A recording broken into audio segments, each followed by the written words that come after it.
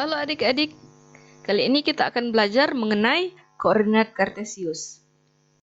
Kalau mungkin adik-adik belum pernah mendengar apa itu koordinat kartesius, tapi minimal sebenarnya adik-adik sudah pernah menggunakannya.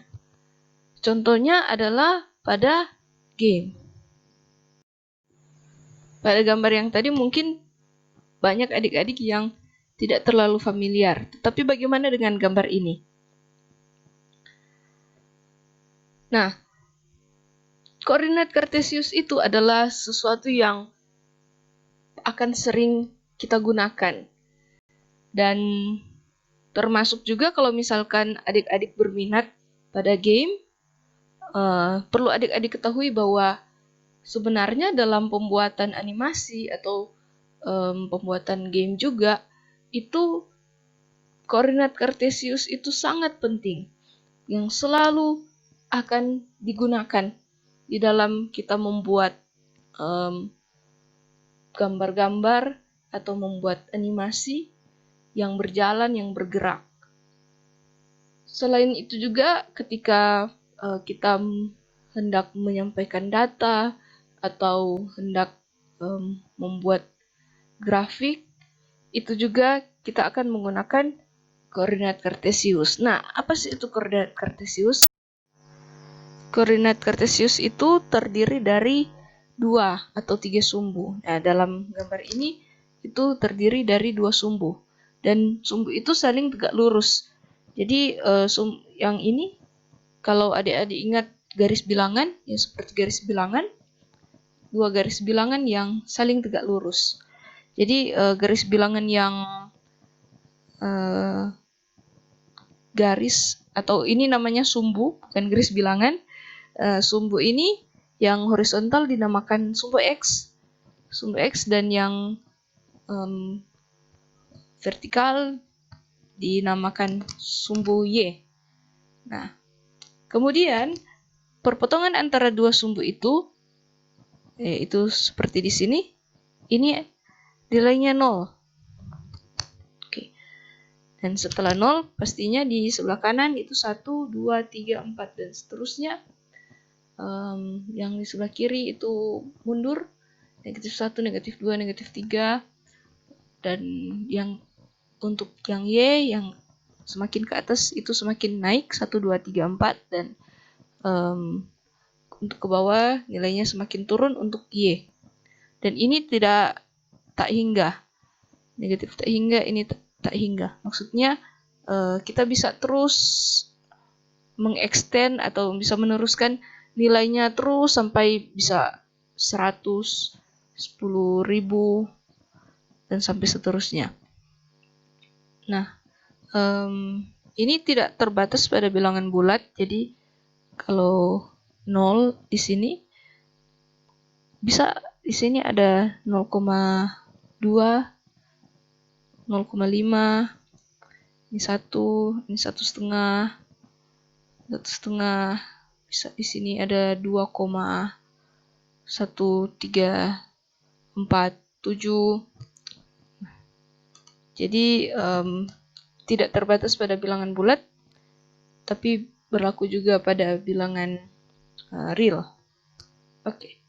Nah, ini adalah koordinat kartesius 2 dimensi.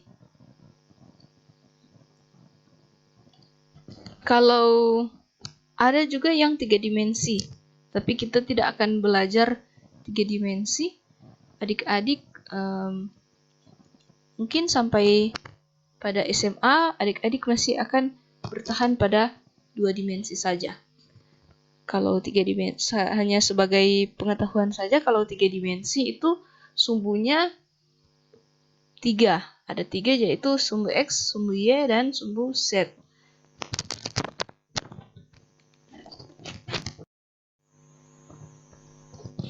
Nah, kalau misalkan kita punya titik ini namanya titik A, dinamakan titik A. Jadi kita bisa lihat, dia ketika kita menarik garis putus-putus, ternyata A ini pada sumbu X nilainya itu 2. Jadi kan ini 0, 1, 2. Oh, ternyata X-nya 2. X-nya 2, X-nya 2, Y-nya 1, 2, 3, 3. Jadi kita bisa tuliskan titik A itu koordinatnya adalah 2,3. Jadi pada koordinat kartesius selalu menggunakan format X, Y. Jadi untuk menghindari tertukarnya nilai, maka selalu dimanapun adik-adik ada, pasti sistemnya seperti ini. Sistem cara penulisannya adalah tanda kurung, kemudian bagian nilai X-nya dulu, kemudian koma, lalu nilai Y-nya. Tidak akan pernah nilai Y dulu, kemudian X. Tidak pernah. Selalu X, kemudian koma, Y. Nah, nilai yang X-nya ini dinamakan dengan absis, dan yang Y ini dinamakan dengan ordinat. Oke. Kalau misalnya kita disuruh tulis, disuruh gambar titik Q. Titik Q itu adalah koordinatnya adalah negatif 3, negatif 2. Nah, berarti yang X-nya adalah negatif 3, yang Y-nya adalah negatif 2. Nah, kita lihat X negatif 3. Kita gambarkan pada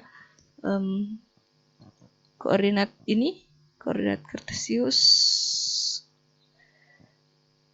Negatif 1, negatif 2, negatif 3. Karena ini sumbu X-nya. X. Negatif 3. Dan Y-nya adalah negatif 2. Jadi bukan ke atas, tapi ke bawah. Itu 2. Karena ini bagian Y, jadi yang ini sumbu Y, bukan yang mendatar. Jadi negatif 2. Jadi ini negatif 3, X-nya, negatif 2, Y-nya. Untuk membantu, kita gunakan garis putus-putus. Nah, kita gambarkan titik. Inilah titik Q. Q itu negatif 3, negatif 2. Oke. Sebagai contoh, misalkan kita punya titik A, B, C, D, E, F. Yang sudah digambarkan seperti ini. Walaupun kita tidak punya informasi yang secara yang jelas ditulis bahwa A itu berapa koma berapa, tapi kita bisa lihat dari gambar sini. A ini ini adalah sumbu X, ini adalah sumbu Y. Nah, X-nya adalah negatif 2 karena di sini yang bagian mendatar. Jadi kita bisa tuliskan ini negatif 2, koma, cari nilai Y-nya adalah 2. Jadi negatif 2, 2. Kemudian titik B kita lihat ini X-nya adalah 3. Jadi kita bisa tuliskan 3. Y-nya adalah negatif 3. Jangan sampai tertukar ya adik-adik. Titik C, kita lihat X-nya itu di tengah-tengah, 0. Jadi kita tulis 0. Dan nilai Y-nya adalah C. Kebetulan nilainya adalah 5, sorry. Dan kebetulan C ini ada di sumbu Y. Nah, kemudian D. Kita lihat D itu ada di bagian X-nya nilainya 6. Dan Y-nya adalah 1. Kalau E itu negatif 5. Y-nya adalah negatif 2. F. F kita lihat, oh dia ada di sumbu X. Jadi X-nya ada 4. Y-nya 0. Oke, jadi kita bisa tuliskan A negatif 2,2, B3 negatif 3, C 0,5, D 6,1, E negatif 2, negatif 5, F 4,0. Bukan, maksudnya bagian X-nya 4, Y-nya 0. Oke, kalau misalnya kita disuruh gambarlah titik A, B, C dengan koordinat seperti ini, maka dengan mudah kita bisa gambarkan. Kita lihat A bagian X-nya adalah negatif 2. Jadi kan yang horizontal adalah X, yang vertikal adalah Y. Jadi negatif 2, kita lihat X-nya 1, ini yang negatif 2. Kemudian Y-nya negatif 1. Jadi kita bisa, ini negatif 1. Jadi kita bisa gambarkan.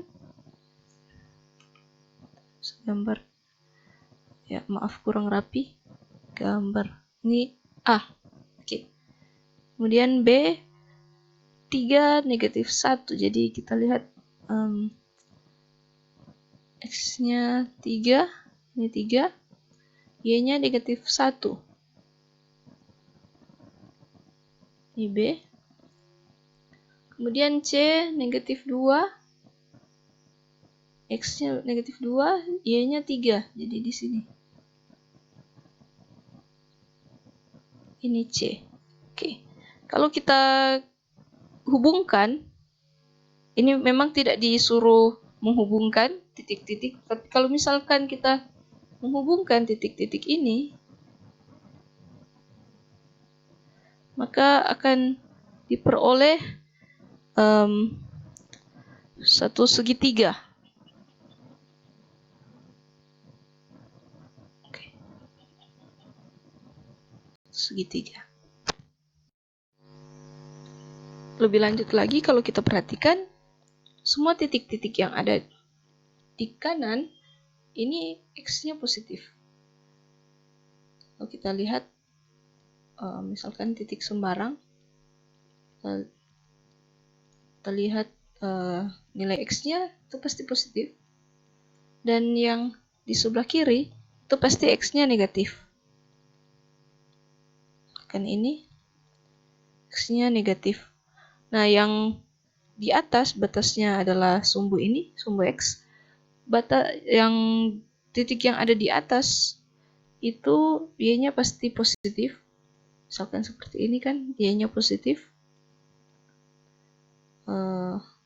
Kalau yang ke bawah itu negatif, X-nya negatif. Jadi yang di atas ini Y positif, ini Y-nya negatif. Jadi kalau misalkan kita punya ini, kita lihat Y-nya negatif. Nah, daerah yang memuat semua titik-titik yang X-nya positif, Y-nya positif, ini dinamakan dengan kuadran 1. Jadi kuadran 1 ini daerah yang batasnya ini, di sini. Ini daerahnya bisa extend, bisa lebih besar lagi. Jadi ini namanya kuadran 1. Jadi kalau misalkan kita punya titik yang di sini, titik A, kita bisa sebutkan bahwa A itu berada di kuadran 1. Nah, lebih lanjut lagi, kalau yang tadi X positif, Y positif, kalau ini X-nya negatif, Y-nya positif. Ini dinamakan dengan kuadran 2. Jadi ini berputar seperti ini, berlawanan dengan arah jarum jam. Jadi mulai dari yang di sini, ini 1, ini kuadran 2, ini kuadran 3, ini kuadran 4. Jadi kalau misalnya kita punya titik, ini titik D, kita bisa sebutkan bahwa D berada pada kuadran 4. Kalau misalkan kita punya titik P di sini, kita bisa sebutkan bahwa titik P berada pada kuadran 2. Kalau misalkan kita punya suatu titik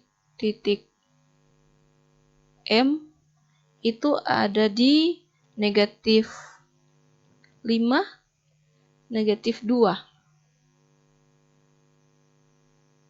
Kalau kita lihat, oh ini M negatif. Jadi kalau yang ini X negatif, Y positif. Kalau ini X negatif, Y negatif. Kalau ini X positif, Y negatif. Jadi kalau kita lihat, oh M ini berada di kuadran mana? Oh dia X-nya negatif, Y-nya negatif. Berarti M berada pada kuadran 3. Kalau ada pertanyaan silahkan ditanyakan. Ini adalah soal latihan. Silahkan dikerjakan.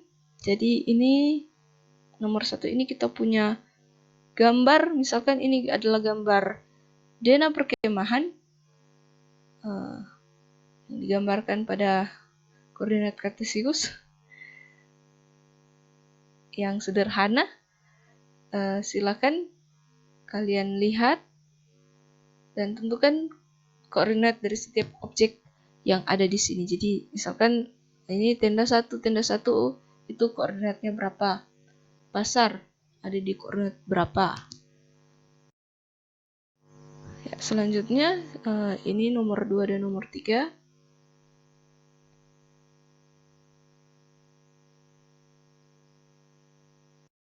Akhir kata, jangan bimbang seperti Bambang.